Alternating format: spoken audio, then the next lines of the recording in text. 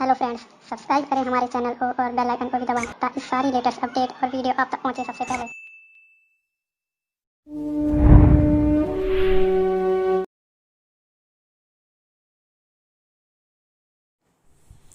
ज्ञान की शक्ति चैनल में आपका स्वागत है। अर्थशास्त्र विषय के अंतर्गत आज अर्थशास्त्र का परिचय टॉपिक पढ़ाया जा रहा है। इस टॉपिक के अंतर्गत आप जानेंगे कि अर्थशास्त्र क्या है, अर्थशास्त्र की परिभाषाओं की आलोचनात्मक व्याख्या इस टॉपिक में की गई है। अर्थात आपको पता चलेगा कि अर्थशास्त्र विषय क्या है, इसके अंतर्गत हम किस बात का अध्ययन करते हैं, इसका क्या महत्व है जीवन में, और विभिन्न अर्थशास्त्रियों ने अर्थशास्त्र की क्या क्या परिभाषाएं दी हैं। हमने अर्थशास्त्र विषय को चुना है। बच्चों, आपने भी चुना है कि आपने अर्थशास्त्र पढ़ना है। क्यों पढ़ना है, इसके पढ़ने से क्या लाभ होगा। तो याद रखिए, आज हमारी पूरी अर्थव्यवस्था, पूरे वर्ल्ड की, पूरे विश्व की अर्थव्यवस्था अर्थशास्त्र पर ही टिकी हुई है। अर्थशास्त्र का ज्ञान होना बहुत आवश्यक है। आज जितनी भी कंपनियां काम करती हैं, आज जो भी विश्व में विकास के कार्य हो रहे हैं, उन सब में अर्थशास्त्र का बहुत अधिक योगदान है। कोई भी परिवार जब अपने खर्चे को चलाता है तो पारिवारिक बजट बनाता है। अर्थशास्त्र के नियमों के अंतर्गत ही वो अपने आप को हैंडल करता है। उसी तरह से कोई भी देश अपना विकास करने के लिए, अर्थव्यवस्था को चलाने के लिए, मजबूत बनाने के लिए अर्थशास्त्र का ही सहारा लेता है।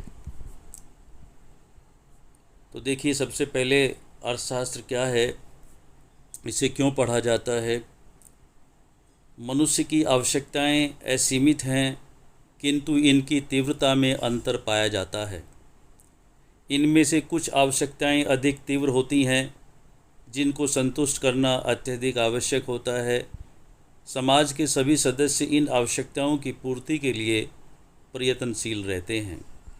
उदाहरण के लिए, वकील न्यायालय में बहस करता है, डॉक्टर व नर्स अस्पताल में मरीजों की देखभाल करते हैं, अध्यापक विद्यालय में पढ़ाता है, किसान खेत जोतता है और मजदूर पत्थर तोड़ता है। ये सभी क्रियाएं आवश्यकताओं की पूर्ति के लिए ही की जाती हैं। मानवीय आवश्यकताओं की संतुष्टि के लिए किए गए इन सभी प्रयासों का अध्ययन अर्थशास्त्र विषय के अंतर्गत किया जाता है। अर्थात किस प्रकार से आदमी धन कमाता है, किस प्रकार से उसे खर्च करता है, कैसे खर्च करता है, इसका अध्ययन हम अर्थशास्त्र विषय के अंतर्गत करते हैं। अर्थशास्त्र की परिभाषाएं, क्या परिभाषा है अर्थशास्त्र की। तो देखिए, विभिन्न अर्थशास्त्रियों ने अर्थशास्त्र की विभिन्न परिभाषाएं दी हैं, अलग अलग परिभाषाएं दी हैं। बच्चों, अर्थशास्त्र, सबसे पहले अर्थशास्त्र किसने लिखा था। अर्थशास्त्र नाम की पुस्तक लिखी थी सबसे पहले कौटिल्य ने। उसके बाद अर्थशास्त्र विषय के ऊपर सबसे अधिक कार्य किया प्रोफेसर एडम स्मिथ ने, जिसने अपनी एक बुक लिखी है, an inquiry into the nature and the causes of the wealth of nations. हम इसे शॉर्ट में वेल्थ ऑफ नेशंस अर्थात राष्ट्रों की संपत्ति के नाम से जानते हैं। प्रोफेसर एडम स्मिथ को ही अर्थशास्त्र का जनक कहा जाता है। यदि शॉर्ट क्वेश्चन में ये आता है कि अर्थशास्त्र का जनक कौन है, तो अर्थशास्त्र का जनक, जनक मैंने पिता, अर्थात प्रोफेसर एडम स्मिथ है। प्रोफेसर एडम स्मिथ ने अर्थशास्त्र को धन का विज्ञान माना है, अर्थात उसके साथ जो भी उसके अनुयायी थे, उन्होंने भी अर्थशास्त्र को धन का विज्ञान माना है। प्राचीन अर्थशास्त्रियों ने अर्थशास्त्र को धन का विज्ञान माना और उन्होंने धन के अंतर्गत केवल भौतिक वस्तुओं को ही सम्मिलित किया। उन्होंने एक ऐसे आर्थिक मनुष्य का अध्ययन किया जिसका उद्देश्य केवल धन कमाना होता है। अब ये परिभाषा प्रोफेसर एडम स्मिथ ने दी कि अर्थशास्त्र धन का विज्ञान है, तो आगे आने वाले जो दूसरे अर्थशास्त्री थे उन्होंने इस परिभाषा की प्रोफेसर एडम स्मिथ ने जो दी थी आलोचना की, इसमें कुछ दोष बताए। वो दोष क्या क्या हैं? नंबर 1, धन संबंधी परिभाषाओं में धन पर जो कि साधन है, अर्थात धन संबंधी परिभाषाओं में केवल धन पर ही जोर दिया गया है जो कि साधन है। आवश्यकता से अधिक बल दिया गया है और मानव जो कि साध्य है उसकी उपेक्षा की गई है। वास्तव में धन तो केवल साधन है जिसकी सहायता से मनुष्य अपनी आवश्यकताओं की पूर्ति करता है, लेकिन धन कभी साध्य नहीं बनता। इसलिए ये सबसे बड़ा दोष है प्रोफेसर एडम स्मिथ की परिभाषा का। दूसरा दोष है, प्राचीन अर्थशास्त्रियों ने एक ऐसे आर्थिक मनुष्य की कल्पना की थी जो केवल धन कमाने के लिए आर्थिक क्रियाएं करता है। आर्थिक मनुष्य की उनकी धारणा काल्पनिक थी, यानी धन पर ज़्यादा जोर दिया गया था और मानव को गौण माना। तीसरा दोष है, धन संबंधी परिभाषाओं में केवल धनोत्पादन एवं धन संग्रह पर ही बल दिया गया था। उनके न्यायपूर्ण वितरण एवं मानव कल्याण में वृद्धि पर कोई ध्यान नहीं दिया गया था। ये 3 दोष बताए हैं। ख़ास तौर से प्रोफेसर मार्शल और उसके साथियों ने प्रोफेसर एडम स्मिथ की परिभाषा में ये दोष बताए। तो फिर प्रोफेसर मार्शल ने अपनी क्या परिभाषा दी? तो आइए अब देखते हैं कि प्रोफेसर मार्शल ने अर्थशास्त्र की क्या परिभाषा दी है। डॉक्टर मार्शल ने 1890 में प्रकाशित अपनी पुस्तक अर्थशास्त्र के सिद्धांत, अंग्रेजी में इसे प्रिंसिपल्स ऑफ इकोनॉमिक्स कहते हैं, इस पुस्तक में अर्थशास्त्र की कल्याण संबंधी परिभाषा देकर इसको लोकप्रिय बना दिया। अर्थात प्रोफेसर मार्शल ने अर्थशास्त्र को मानव कल्याण का शास्त्र कहा। मार्शल द्वारा प्रतिपादित अर्थशास्त्र की परिभाषा मानव कल्याण पर केंद्रित है। मार्शल ने अपनी परिभाषा को अंतिम रूप इस प्रकार से दिया था। ये परिभाषा है उसकी, अर्थशास्त्र मानव जीवन के सामान्य व्यवहार का अध्ययन है। इसमें व्यक्तिगत तथा सामाजिक क्रियाओं के उस भाग की जांच की जाती है जिसका भौतिक सुख के साधनों की प्राप्ति और उपयोग से बड़ा ही घनिष्ठ संबंध है। अर्थात इस बात की का अध्ययन अर्थशास्त्र के अंतर्गत किया जाता है कि मानव किस प्रकार से धन कमाता है और किस प्रकार से उसको खर्च करता है। तो देखिए प्रोफेसर मार्शल ने जो ये परिभाषा दी, इसकी कुछ विशेषताएं हैं, कुछ अच्छी बातें हैं। नंबर 1 बात क्या है जो अच्छी बात इसमें परिभाषा में है? मार्शल ने अर्थशास्त्र को राजनीतिक अर्थशास्त्र से अलग करके एक स्वतंत्र विषय अर्थशास्त्र का नाम दिया। दूसरा, मार्शल ने धन के स्थान पर मनुष्य को प्रमुख स्थान दिया क्योंकि धन साधन है और मनुष्य साध्य। इस प्रकार उन्होंने मानव को अर्थशास्त्र का प्रमुख अंग माना, जबकि प्रोफेसर एडम स्मिथ ने धन को अधिक स्थान दिया, मानव को गौण स्थान दिया, जबकि मार्शल ने ठीक उसके विपरीत मानव को प्रमुख स्थान दिया और धन को दूसरे नंबर पर रखा है। तीसरी बात, अर्थशास्त्र में सामान्य, सामाजिक तथा वास्तविक मनुष्य की आर्थिक क्रियाओं का अध्ययन किया जाता है। चाहे वो सामान्य व्यक्ति हो या एक बहुत बड़ा व्यक्ति हो, समाज में रहता है और वो सामाजिक क्रियाओं, सामाजिक परिप्रेक्ष्य में जो भी करता है, उन सब का अध्ययन इसके अंतर्गत किया जाता है। चौथा, अर्थशास्त्र मानव के जीवन के साधारण व्यवसाय का अध्ययन करता है। इसका आश्रय मनुष्य की उन क्रियाओं से लगाया जाता है जिनका संबंध दैनिक जीवन से है। जो भी रोज़मर्रा की वस्तुएं वो खरीदता है, जो भी वो कार्य करता है, किन किन स्रोतों से पैसा कमाता है और कैसे उसको खर्च करता है, अर्थात प्रमुख स्थान मानव का है। पांचवी बात है, अर्थशास्त्र में मनुष्य की क्रियाओं के केवल उस भाग का अध्ययन होता है जिसका संबंध धन कमाने व खर्च करने से होता है। छठा, अर्थशास्त्र के अंतर्गत केवल उन्हीं आर्थिक क्रियाओं का अध्ययन किया जाता है जो आर्थिक कल्याण में वृद्धि करती हैं। सातवीं विशेषता है, अर्थशास्त्र केवल ऐसे मनुष्य की क्रियाओं का अध्ययन करता है जो समाज में रहता है, समाज से प्रभावित होता है और समाज को प्रभावित करता है। अर्थात जो व्यक्ति समाज से पृथक होकर वन आदि में रहते हैं उनका अर्थशास्त्र के अंतर्गत अध्ययन नहीं किया जाता। आठवीं विशेषता जो पाई जाती है वो ये है, अर्थशास्त्र एक विज्ञान है और उसका अध्ययन वैज्ञानिक आधार पर किया जाना चाहिए।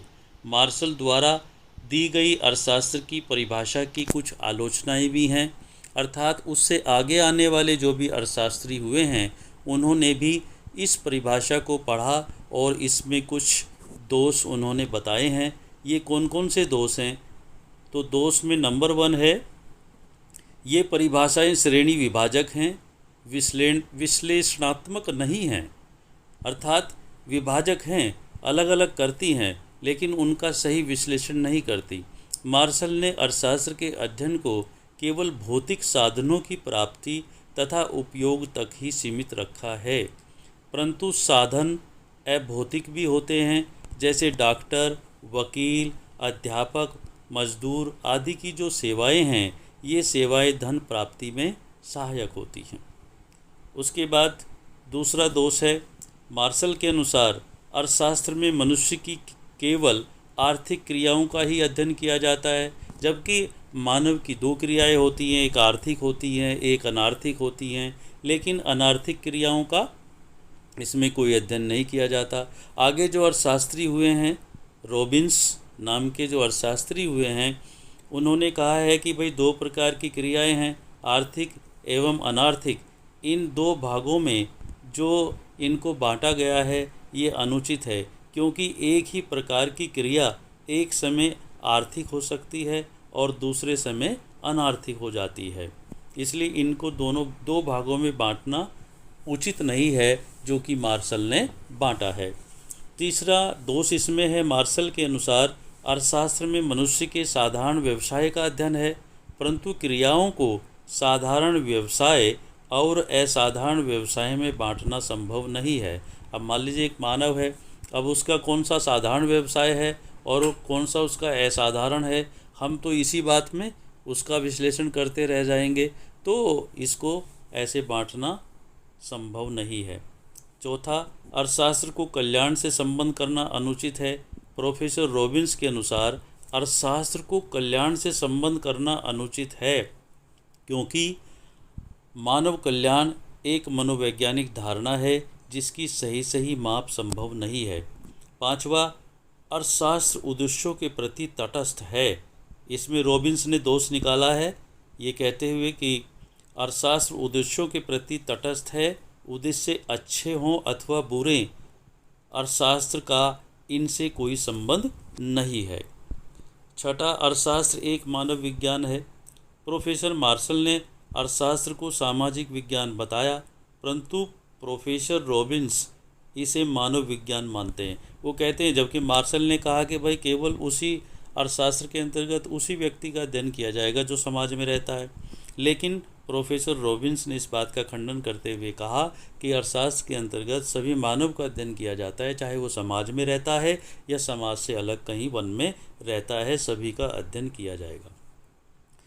सातवां, अर्थशास्त्र का संकुचित अर्थ। कल्याण प्रधान परिभाषाओं ने अर्थशास्त्र के क्षेत्र को संकुचित कर दिया। संकुचित का मतलब बहुत छोटा बना दिया है, क्योंकि इनके अनुसार अनार्थिक, अभौतिक तथा असामान्य क्रियाओं का अध्ययन अर्थशास्त्र के अंतर्गत नहीं किया जाता। प्रोफेसर मार्शल ने आदमी के कार्यों को 2 भागों में बांट दिया, भौतिक और अभौतिक, आदमी की क्रियाओं को दो भागों में बांट दिया, आर्थिक और अनार्थिक। तो इस प्रकार से ये बांटा जाना उचित नहीं है। आठवां जो दोष निकाला है इसकी परिभाषा में, अर्थशास्त्र एक वास्तविक विज्ञान है। मार्शल की परिभाषा के आधार पर अर्थशास्त्र एक आदर्श विज्ञान बन गया है, जबकि रॉबिन्स के अनुसार अर्थशास्त्र एक वास्तविक विज्ञान है, आदर्श विज्ञान नहीं है। अब देखिए, हम देखेंगे तीसरे नंबर पर लिखा है रॉबिन्स की अर्थशास्त्र की परिभाषा। अब देखते हैं कि रॉबिन्स ने अर्थशास्त्र की क्या परिभाषाएं दी हैं। रॉबिन्स की परिभाषा ये है, अर्थशास्त्र वह विज्ञान है जिसमें साध्यों तथा सीमितता और उनके उपयोग वाले साधनों से संबंधित मानव व्यवहार का अध्ययन किया जाता है। ब्रिटेन के प्रसिद्ध अर्थशास्त्री लॉर्ड रॉबिन्स ने 1932 में प्रकाशित अपनी पुस्तक an essay on the nature and significance of economic science में लिखा था कि अर्थशास्त्र को दुर्बलता का सिद्धांत माना है। इस संबंध में उनका मत है कि मानवीय आवश्यकताएं असीमित हैं तथा उनको पूरा करने के लिए साधन सीमित है।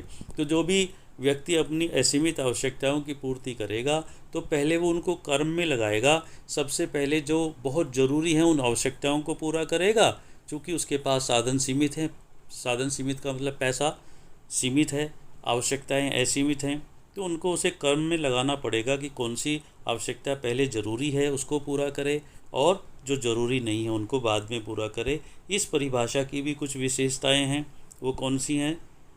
नंबर 1, रॉबिन्स ने बताया कि अर्थशास्त्र प्रत्येक क्रिया के आर्थिक पक्ष का अध्ययन करता है, चाहे आर्थिक हो या अनार्थिक हो।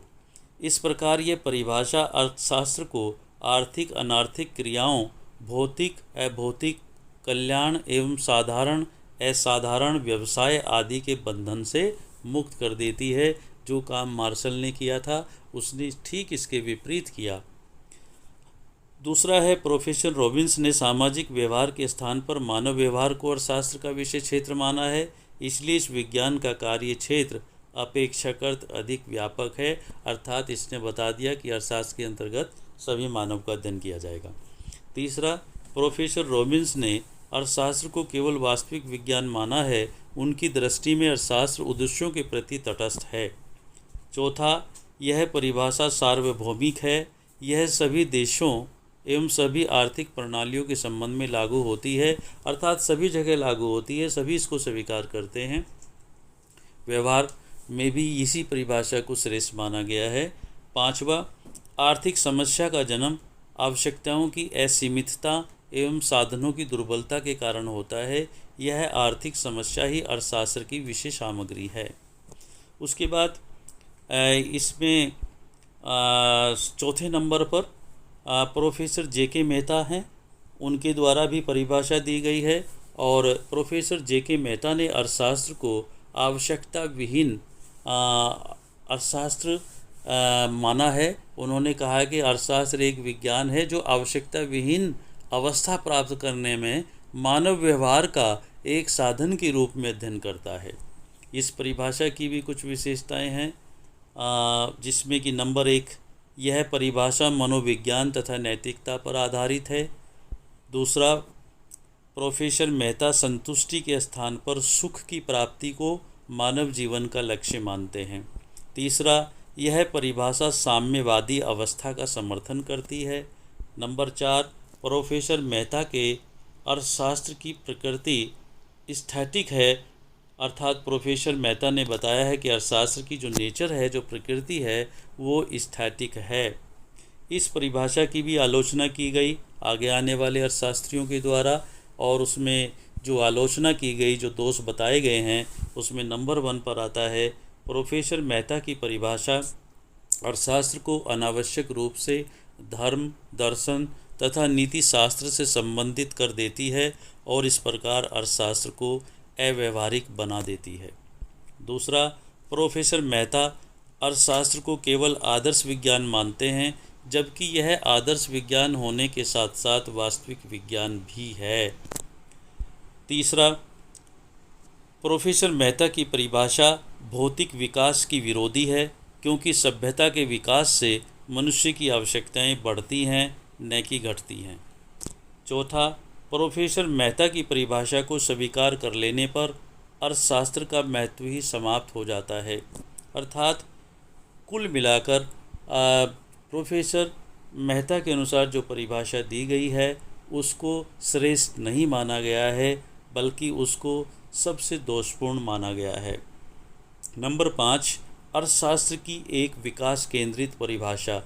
यानी इन सभी परिभाषाओं को पढ़ने के बाद, इनका अध्ययन करने के बाद प्रोफेसर सैमुअलसन द्वारा जो अर्थशास्त्र की परिभाषा दी गई है वो एक बहुत ही विकास केंद्रित परिभाषा है। अर्थात जिसके आधार पर विकास संभव है। तो उसने क्या परिभाषा दी है, इन सब का अध्ययन करने के बाद एक निष्कर्ष निकाला है।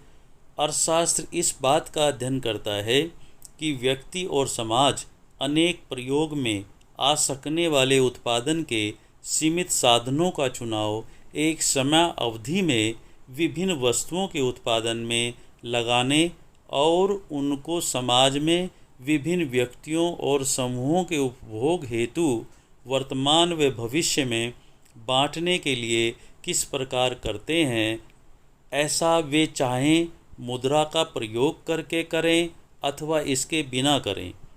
यह साधनों के आवंटन के स्वरूप में सुधार करने की लागतों व उपयोगिताओं का विश्लेषण करता है। अर्थात ठीक रॉबिन्स की परिभाषा को इसमें बल दिया गया है कि किस प्रकार से हम असीमित आवश्यकताएं हमारी होती हैं, लेकिन हमारे पास साधन सीमित होते हैं। तो हम अपनी उन असीमित आवश्यकताओं को 2 या 3 भागों में बांट लेते हैं। जैसे कि पहले जीवन रक्षक आवश्यकताएं हैं, उसके बाद फिर आरामदायक आवश्यकताएं हैं, उसके बाद विलासिता की आवश्यकताएं हैं, और व्यवहारिक जीवन में जो जीवन रक्षक आवश्यकताएं हैं उनको पहले पूरा करना ज़रूरी होता है। जैसे रोटी है, कपड़ा है और रहने के लिए मकान है। दूसरा, आरामदायक आवश्यकताओं में हम साइकिल से काम चला रहे हैं, लेकिन यदि हम कोई बाइक ले लेते हैं और बाइक के बाद फिर कार ले लेते हैं तो हमारी आरामदायक आवश्यकता है। लेकिन यदि हमारे पास पहले से वो चीज़ उपलब्ध है और हम फिर कोई दूसरी और चीज़ वही उसका विकल्प लाते हैं, एक कार है तो दूसरी कार अच्छे वाली कार लाते हैं, इसका मतलब ये हुआ कि वो उसकी हमें कोई आवश्यकता नहीं थी। अर्थात वो एक विलासिता की आवश्यकता है। और जो जो हमारे पास साधन बढ़ता जाता है, पैसा बढ़ता जाता है, तो हमारी आवश्यकताएं भी बढ़ती जाती हैं। तो इस प्रकार से इस परिभाषा की कुछ विशेषताएं हैं। इसमें नंबर 1 है, साधन सीमित तथा वैकल्पिक प्रयोग वाले हैं जिनको विभिन्न प्रकार की आवश्यकताओं की पूर्ति के लिए प्रयोग किया जाता है। विभिन्न प्रकार की, जैसे मैंने बताया 3 प्रकार की आवश्यकताएं। नंबर 2, आर्थिक विकास की प्रकृति प्रावैगिक है, अतः इस समस्या को शामिल करने से यह परिभाषा प्रावैगिक हो गई है। नंबर 3, प्रोफेसर सैमुअलसन ने चुनाव की समस्या या साधनों के वितरण की समस्या को वस्तु विनिमय प्रणाली और मुद्रा विनिमय प्रणाली दोनों प्रकार की अर्थव्यवस्थाओं में लागू किया है। अर्थात चाहे हम वस्तु के बदले में वस्तु लें या कोई वस्तु पैसे देकर लें, दोनों ही परिस्थितियों में ये लागू होगा। फलस्वरूप अर्थशास्त्र का क्षेत्र व्यापक हो गया है। नंबर 4, यह परिभाषा सार्वभौमिक है, अर्थात सबसे अच्छी है, सबके द्वारा ये मानी गई है और सभी प्रकार की अर्थव्यवस्थाओं से हमारा तात्पर्य 3 ही प्रकार की अर्थव्यवस्था होती हैं। एक पूंजीवादी अर्थव्यवस्था, एक समाजवादी अर्थव्यवस्था, एक मिश्रित अर्थव्यवस्था या साम्यवादी अर्थव्यवस्था। इन सभी अर्थव्यवस्थाओं में यह लागू होगी। 5वां, अर्थशास्त्र के क्षेत्र में आय, उत्पादन, रोजगार व आर्थिक विकास आदि की समस्याओं का समावेश करके यह परिभाषा अर्थशास्त्र के क्षेत्र को और भी अधिक विशाल कर देती है, बढ़ा देती है। अर्थात ये परिभाषा श्रेष्ठ मानी गई है। इसी के साथ तुम्हारा ये टॉपिक समाप्त होता है कि अर्थशास्त्र क्या है और अर्थशास्त्र का अध्ययन हम क्यों करते हैं, या अर्थशास्त्र की जो परिभाषाएं आज तक विभिन्न अर्थशास्त्रियों के द्वारा दी गई हैं वो क्या हैं।